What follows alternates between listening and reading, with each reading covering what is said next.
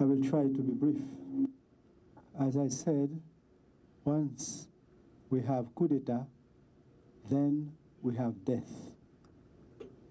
Once we say no to coup d'etat, then we say yes to life. And we have the responsibility of protecting the life of every single citizen. I'm proud to be Haitian. I'm glad to see how many Haitians understand about the necessity of moving towards life and rejecting coup d'etat. Clearly, some others need to keep thinking about that direction, and I encourage them because this is what we need. And I may add what we will have for the coming 6 months, elections to renew our parliament, will mean life instead of coup d'etat. Dialogue, compromise, elections, that's what we need. Thank you.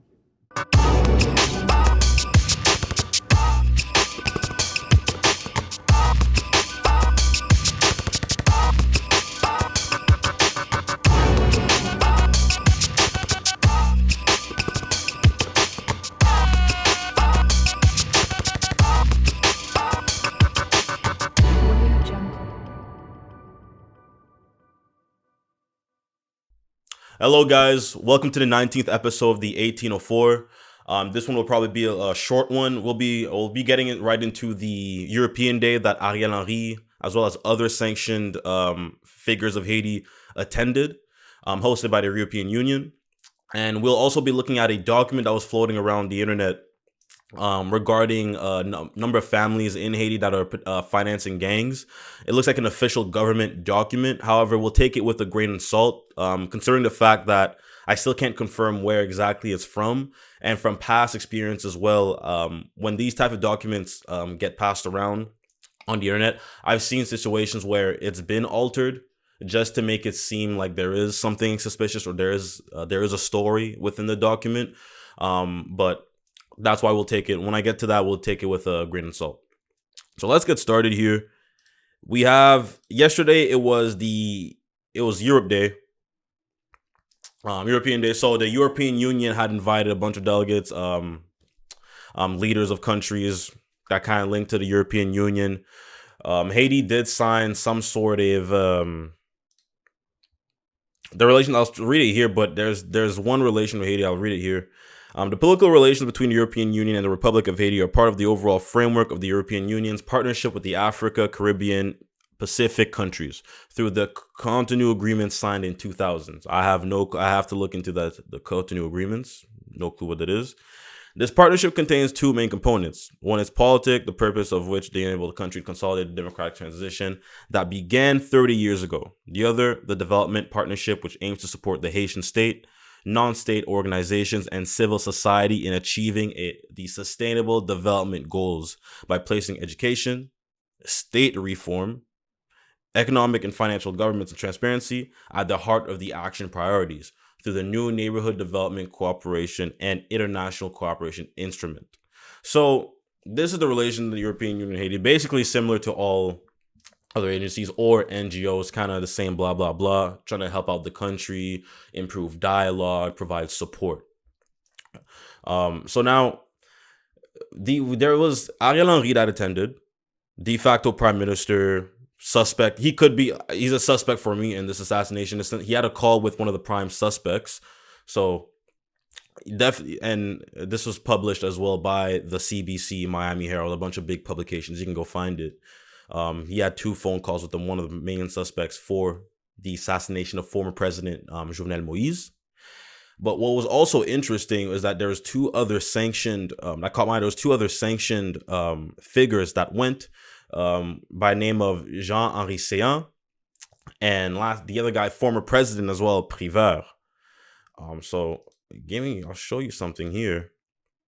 So this is just a list, the Canadian sanctions that were placed on many figures in Haiti. In the past, even at CARICOM, that francophonie event that Trudeau attended somewhere, I believe in Tunisia, when he announced the first sanctions, he always had made a call for, regardless if it's for political play, we don't know. He's always made a call of like the U.S. aligning with their sanctions and the UN as well. So in terms of sanction list, I'm sure people are aware, or officials are aware, of who are not sanctioned by Canada. And if not, you can literally go on their website and see. But just to show you here, so one of the people that attended this European Day, that was invited to be at the European an event hosted by the European Union, Jocelyn Prévert, he's accused of basically, I'll show, obviously, Canada's listing two individuals, but I'm not focusing on Succar here, but you'll see participating in gross and systemic human rights violation in Haiti, engaged in acts that threaten the peace, security, and stability of Haiti. Mainly, he's been accused of financing gangs and arming gangs as well. And then you also had, what's his name? Jean-Henri Séan, former Prime Minister of Haiti, for the same thing. So these guys were sanctioned. So you can see here, Jean-Henri Séan, former Prime Minister, sanctioned November 17th. So it's been a while. And then you've got Jocelyn Prévert, sanctioned February 15th. Okay. So my question was always, like, I'll play the video here, but they're at they're at an event hosted by a European Union, and these guys are known in Haiti already for being corrupt. Like, most of them are corrupt. They're already known for that, yet they get invited to the European Union, an event hosted by the European Union for Europe Day, which has, I'm sorry, almost has nothing to do with Haiti, like, at all. So even then, them being invited was a little stupid to me, but I'll play the clip and I'll go on.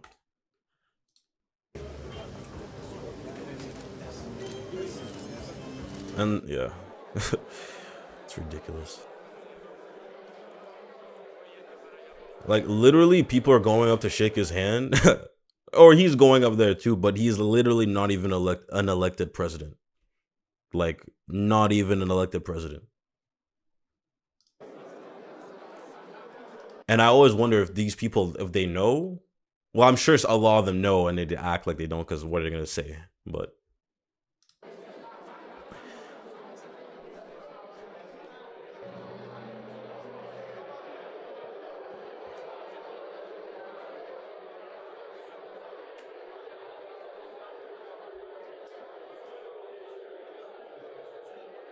like, what the hell is going on? C'est avec plaisir que je prends part à la célébration de la Journée de l'Europe, ce 9 mai, date importante pour la communauté européenne, forte aujourd'hui de 27 pays.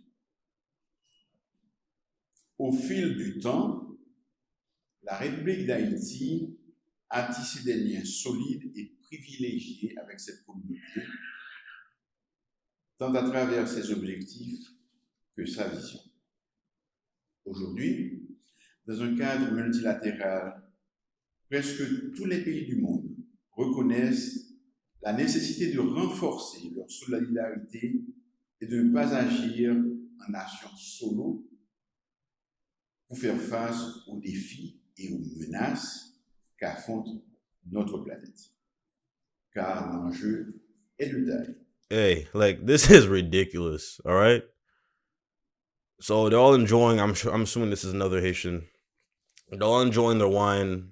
They're not even, that's the thing, they're not even qualified to be doing their jobs, because they literally, in Haiti, if it's your first time seeing this, I've mentioned this before, a lot of countries like Haiti, they go in, the money is in, if it's in politics. If you don't have a business, it's in politics. That's where you're going to make a lot of your money.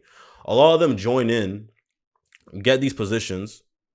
Most of them are not qualified. Like, for example, this is another, you can go, I'll reference my other episode, but a bunch of judges weren't even qualified to be judges or prosecutors, let's say. And then yet they were still doing the job, but very corrupt. These guys too were in Haiti. A lot of money is in politics. So they join, they get a minister position, and it is do the bidding of whoever's really in charge. So when you look at the international community, oligarchs, and that's when you get into the financing of gangs and them getting involved in the gangs as well.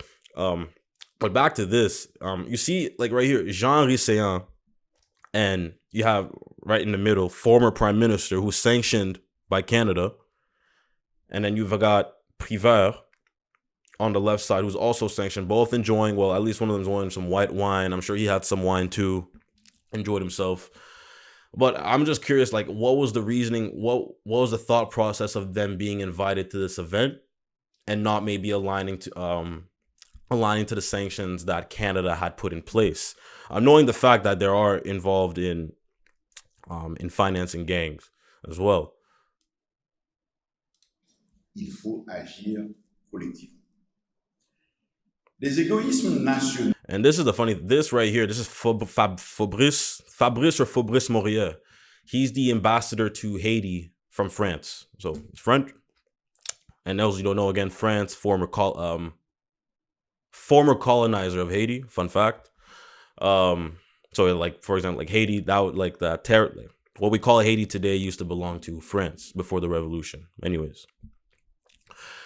So he's here showing face, yet he knows, this is why this whole thing is some bullshit. He knows Ariel Henry is a de facto prime minister. Like they're not stupid.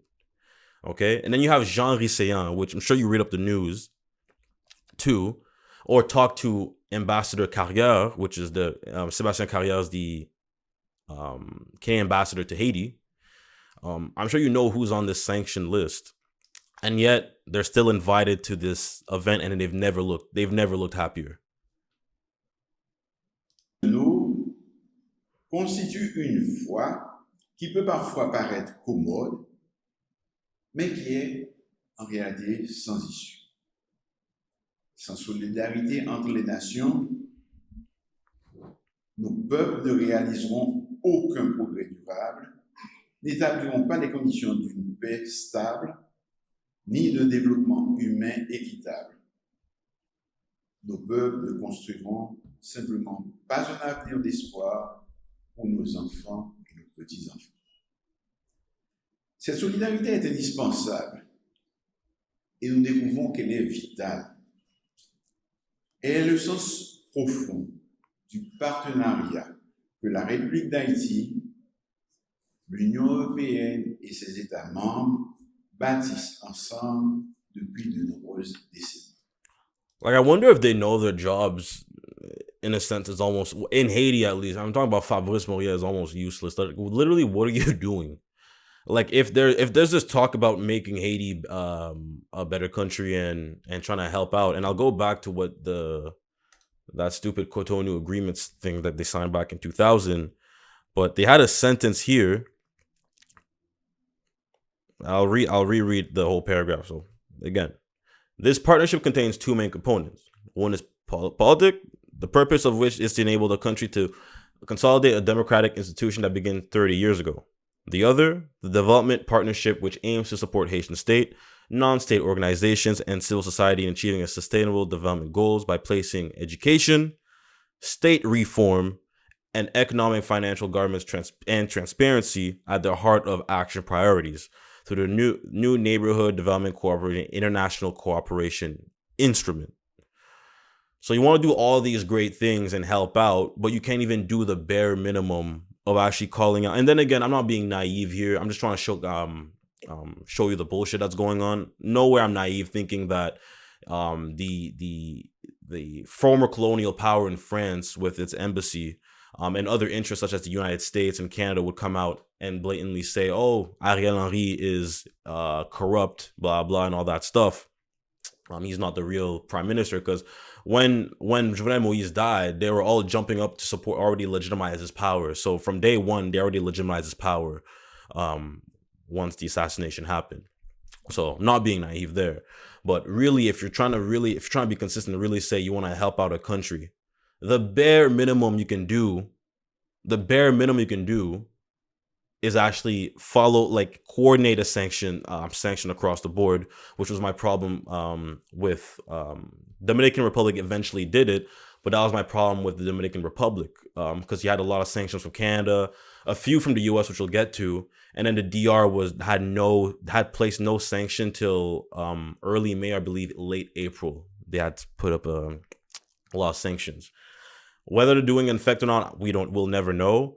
But at least later on they had coordinated, because what would happen, like a lot of these Haitian politicians, they don't spend their time in Canada, nor do they have a lot of assets in Canada. Some do, but most of them are in the States, Haiti, or Dominican Republic.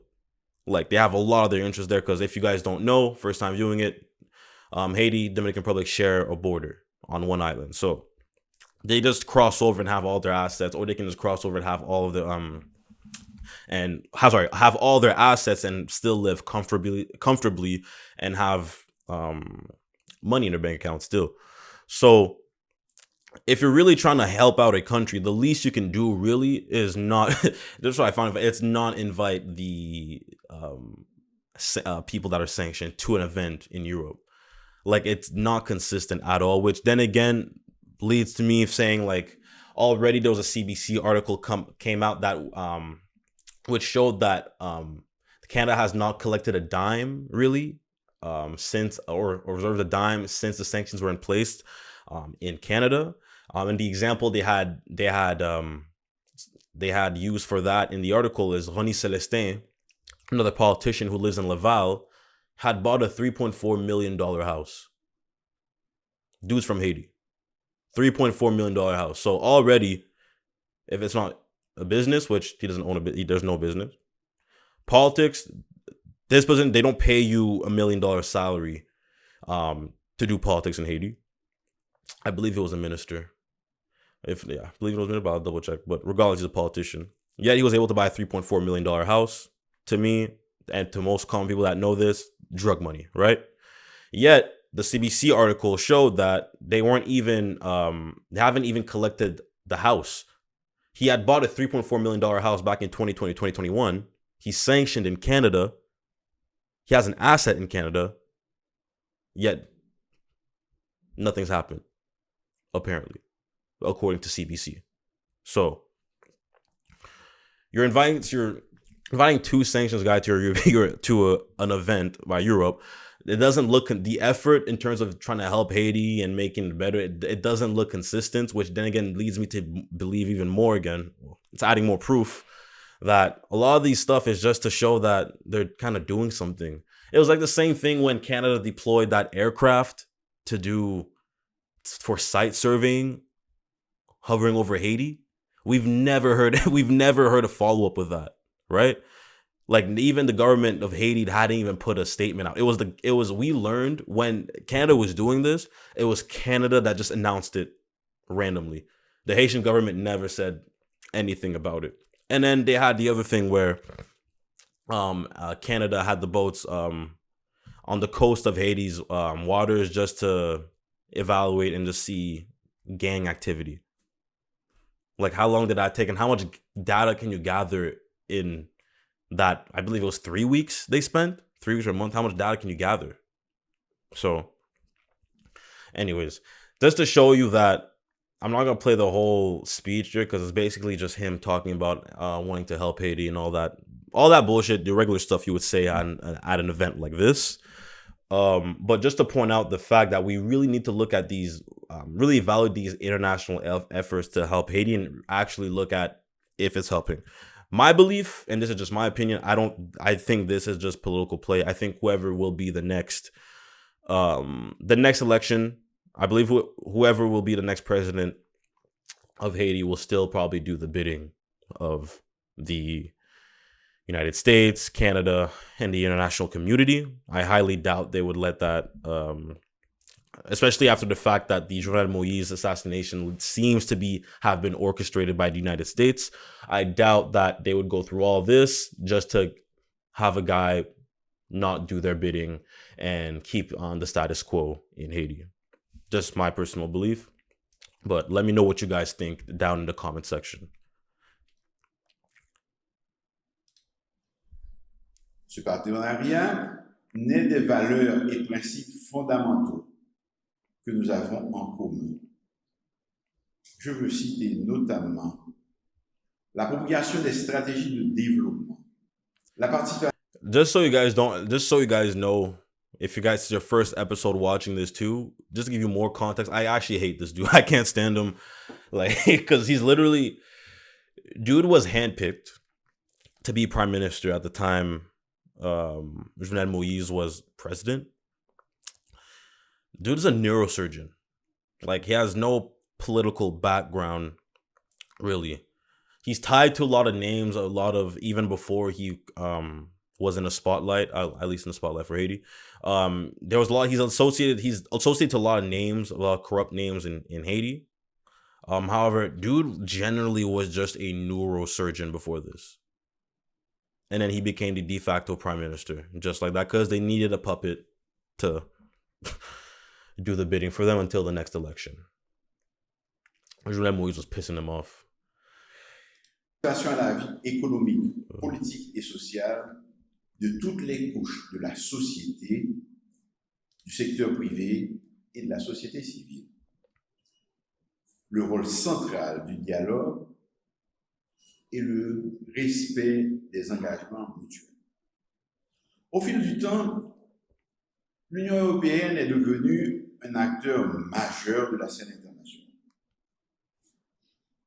Pour nous, Haïtiens, elle est un partenaire de poids qui reste à l'écoute de nos besoins et de nos attentes.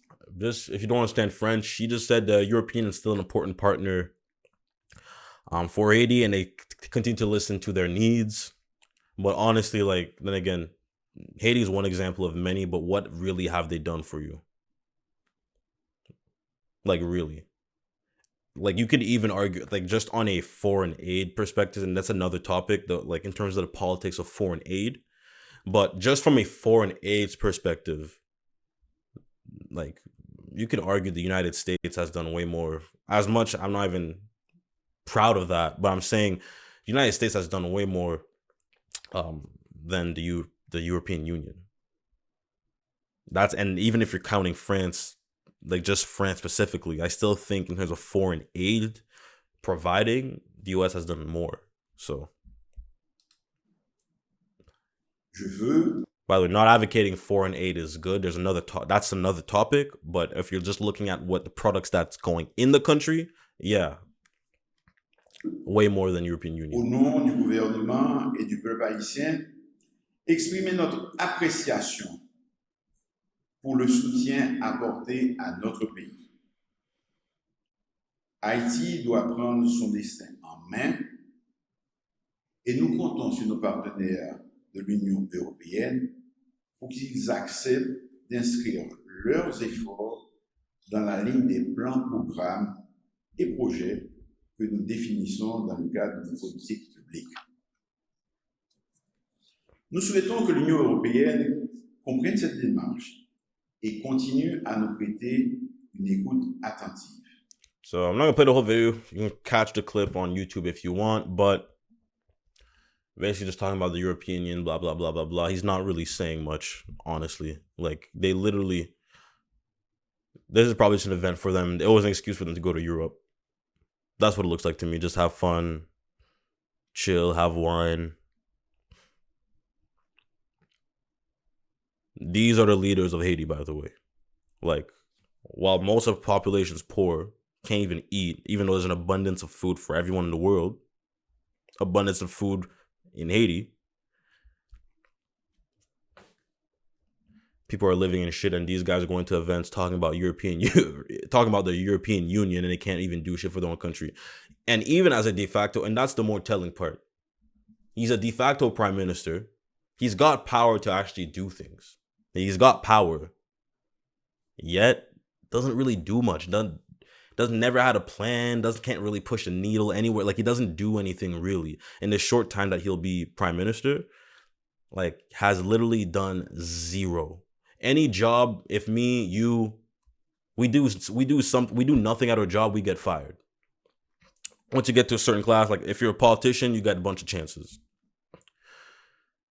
If you're in Haiti, you can literally do anything you want. You can finance gangs, be involved with people that finance gangs, which do other things, which are involved in sexual assault, rape, and all that stuff. Like, you seem to get a pass. So next up here, this was a letter floating around from the Ministère de l'Intérieur in Haiti. So apparently this is an official document that, again, leaking around, still can't confirm whether it's legitimate or not. But in terms of the format, that's usually the format. I can tell you that's usually the standard format for these type of government documents in Haiti. But then again, this could have been edited. So I'll go over here. And people, the reason there's a circle here, I didn't put this, but people had, where I took the screenshot, people had circled the day because it was close to the assassination that happened on July 7th. So Avril, May, Juin, yeah. So about 3 months. 3 months. People are attention saying it's close, but I'll read the letter here. 1400 000 trafiquants des armes et feux et munitions en Haïti depuis août 2009. So basically, apparently this is the name of 14 families that have been trafficking arms in Haiti since 2009. So I'll read the text in French here. Le ministère de l'Intérieur des collectivités territoriales, en accord avec les services de renseignement de la police nationale d'Haïti, la direction centrale de la police judiciaire et la commission nationale et des armements de démantèlement et de réinsertion. Jesus, that's a long. They need to change that name. That is too long. Yeah, whatever. CNDDR, la CNDDR, that's a long acronym. À l'honneur de vous soumettre confidentiellement la liste de 14 familles faisant le trafic des armes, en feu et munitions illégalement, en quantité sur la base de leur influence politique et économique de 2010 jusqu'à date sur les territoires nationaux. And I named a lot of big names here. Some of them I'm not familiar with. Some of them do, but you have Biggio. Oh, this is Robert Biggio, so my apologies. I thought he was referring to Gilbert Biggio, the oligarch, but it might be a different one. But I'll go down here. You got Accra, Sheriff Abdallah, which is another oligarch that was sanctioned by Canada. You've got Ronnie Celestin. Ronnie Celestin, that's the guy I mentioned earlier that bought the house in Laval, Quebec. That's him. And he's also sanctioned by Canada as well for financing gangs. Hervé Foucan, believe he's sanctioned. Laurent Salvador Lamotte, he was a former prime minister as well. He's also accused of financing gangs, and even another prosecutor. Well, there's Arnel Belizer, this other politician who's now sanctioned as well, had accused them of actually ordering a bunch of ARs from Israel, and then sending them to Haiti. But the way the shipment route went, it went from Israel, then went to Haiti. I mean, from Israel, shipped to Canada, and then from Canada, shipped to Haiti. And it was a bunch of ARs, and he has suspected that it was not for the, he has suspected it was to arming his gangs, because at the time, though, Laurent Lamotte was saying, or his excuse is he was arming the Haitian National Police. So, 2 guys sanctioned. I do believe, I still think he was financing gangs. I'm sure trying to save face there. And then you have also Andy Apad, another known oligarch here. So we'll take this with a grain of salt, but this is an interesting list. And it would be a nice proper investigation. Now, if you're outside of, if people in Haiti, if they see these names and they talk, they're sure these names would not be surprising. However, I noticed 2 names that are not on that list, and you'll know it's another oligarch or businessman in Haiti, who's also allegedly tied to financing gangs, which I would not be surprised as well. Dimitri Valb, from German descent, but he's Haitian. And you also got, what's his name? Reginald Boulos, Haitian, but from Lebanese descent. But he's Haitian. So those 2 names have yet to be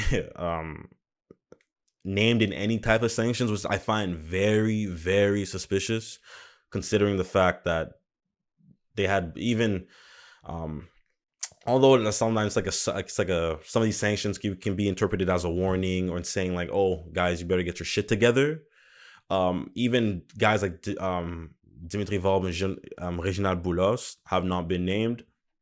in any type of sanctions or shown in this document. So if this is real, which I can't confirm again, it would be very interesting, the fact that their names are not on this list. Because if you go down to Haiti or talking to people in the diaspora, there are usually names that get brought up in terms of the what's going on in Haiti. And if you've looked at the documentary Another Vision, this is by, then again, collaborative effort by Dan Cohen and Kim Ives, which shows the uprising and the revolutionary Jimmy Cherizier and the support he has and what his background and what he's trying to accomplish and things he's gone through. Part of this in the documentary, he claimed Jimmy Cherizier, revolutionary, which I support. He claimed that Reginald Boulos had offered him a sum of money. I need to go check how much money. I believe it was 30,000. It could have been maybe less, but he had to give him I'd offered him a sum of money to go burn another competitor's car dealership across the street, and Jimmy Cherizier said no, and I left it at that. So his name has been, Reginald Boulos' name has been named multiple times in these types of corruption or any type of gang activities. So his name has yet to be brought up yet in any type of sanction or shown in this document, which is suspicious. But back to this, assuming this is true, right here, I could see this being a reason as to why, again, an added on reason as to why Journée Moïse was assassinated. If there was, because we already know there was investigation going on in terms of allegedly a list of traffickers or people involved in gangs in Haiti that he wanted to prepare and submit to the U.S. Justice Department or to the U.S. to do an investigation. Although thinking about that now, who knows where that investigation would have gone, considering the fact you're going to give it to the U.S. Well, yeah. So just keep in mind, guys, when you see these moves, country sanctions another person specifically, doesn't necessarily mean that they're really affected by these sanctions, honestly, or they're not aligned. They're not aligned as well. And like I said, I always believe if you're gonna do a really sanctioned, they need to all align, right? If you're really trying to help out this country, Haiti, to me, it doesn't make sense how Canada, US, European Union, or the UN don't have an all-aligned sanction list of these guys. Because then it could be a situation like, okay, well, Canada, you have this person on your sanction list. Can we get this in? And then, sorry, let me rephrase that. Let's say Canada got approached by European Union saying, hey, you've got Sayan on your sanction list. Can we ask why? They could easily provide that info to them. I'm sure they have the proper channels to provide that info and say as to why. And then if that's not enough, then you can look at the American sanctions, see the amount of Haitian politicians that are also sanctioned there to make your decision. There was no need for Henri Sayan and Privert, two corrupt sanctioned figures at the European an event hosted by a European Union. That makes zero sense to me. No relations, but it's the same thing. Like, you got a lot of oligarchs. Well, different story, but a lot of NATO countries had sanctioned a lot of Russian oligarchs. Okay, you sanctioned them, but would they be allowed to enter Canada, US? Were they able to purchase? Were they able to buy land, buy houses? I doubt it. They wouldn't let these Russian oligarchs come into the country and do that. Come on.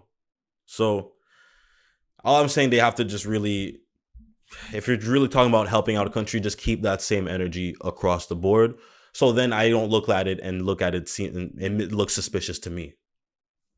Because at the end of the day, all of this looks suspicious.